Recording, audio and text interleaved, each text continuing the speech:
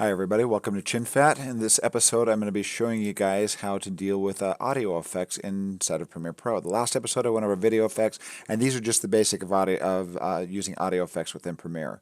Now the audio layout is something, I just want to kind of introduce the basics of this because the audio layout does something a little bit interesting when you start working with this layout here. This adds effects for you automatically, so you want to be a little aware of what's going on when you're doing that. But let's just go to the basics here. Let's go to editing and show you. I'm going to select my audio channel here.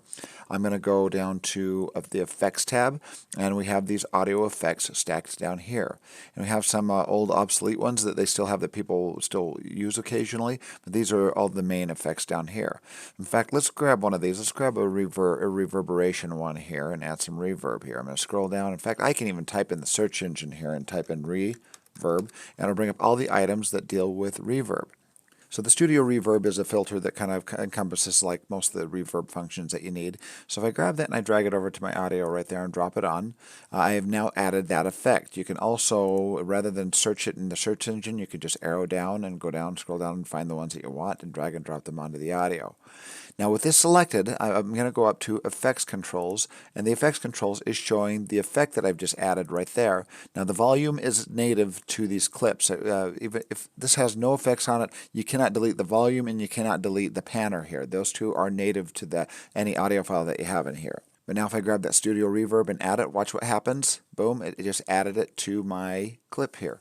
And now as we go, if we move up here, a lot of these effects you can slide around just right here, or you go to the custom setup here and you hit edit. And the edit will bring up this window, and you can have presets that you add, or you can do the reverb yourself. This is a good place to start from, though. A lot of these little drop-down menus gives you an already set up item here. This is pretty neutral right here. Nothing's happening to this. But if we pull this down here and go to, let's go to vocal reverb large, and look, move these sliders around to get these to create a reverb. So if I close this and we play through that,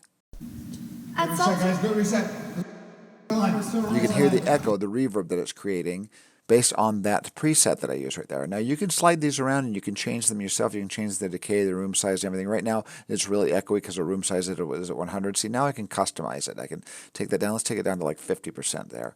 And now we'll play through it.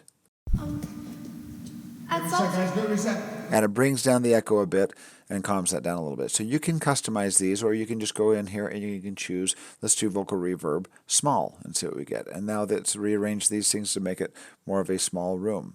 So if we close that and play through it, Thank you. we've got a little bit of reverb rather than a ton of reverb there now. And you can stack effects as well. You can grab multiple effects and add it onto one clip. If I reach over here and we grab, let's do a high pass so it gets rid of some of the lower bassier sounds in the file here. If I grab that and drop it on, it has a cutoff here of a certain level of hertz. And now we play that back. We're going to be getting the reverb, and we're also be getting the high pass in one. In fact, I'm just going to check mark the effects here and turn off the studio reverb, and then we'll listen to the high pass. No, keep cleaning. Keep cooking. And that's gotten rid of a lot of the low frequencies. That's what a high pass does, is it gets rid of the low frequencies and just leaves the high frequencies in there. And low pass does the opposite. We'll get rid of the high frequencies. In fact, let's turn this one off and we'll add the low pass and see what it does. Now, I'm not doing like a lesson on basically what these filters do as much as how to add these filters and get them to work within Premiere. Now let's play this. Should I clean the floor? No, keep cleaning. And now it's very bassy, and we've gotten rid of the high frequencies. And you can change those by dragging by changing the hertz on right here on the cutoff points. Now, if you want to move filters that you've used over to different files, I showed this in the video effects section, and this is going to be very, very similar here. So let's say we have all these. I've got competing high pass and low pass. This is not a very realistic sort of setup that you'd be doing here, where you have high pass and low pass on the same one, unless you're going to be changing the frequencies. But let's say we want to move all these filters over to this item right here. What we can do is we can select this clip. We can grab, I'm going to hold down Control. I'm going to select this one, and this one, all of them. Or you can just hit one and then do Control A, and it will select everything in there, volume and everything. But if you're not wanting the volume or the panner copied over, I just want those filters right there. I hold down Control or Command on a Mac and deselect those items, hit Control C to copy.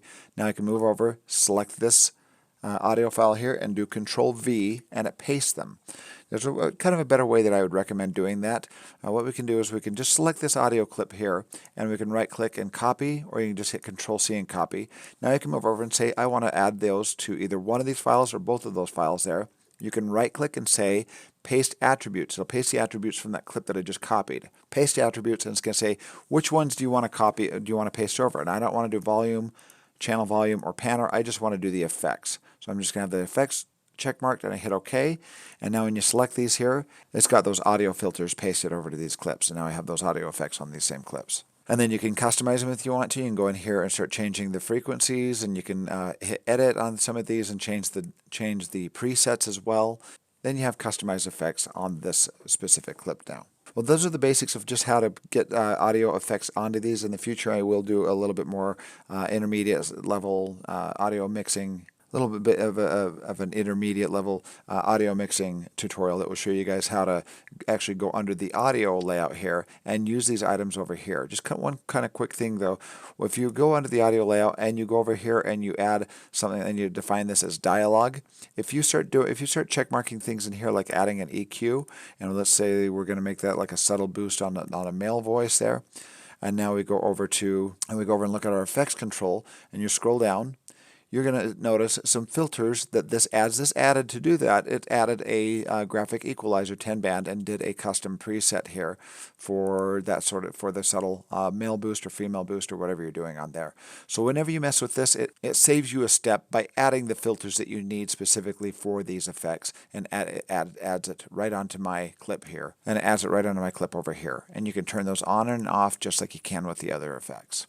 But I will do a future episode on this panel right here coming up. So, all right, well, thanks for watching, and if you have any questions, please let me know.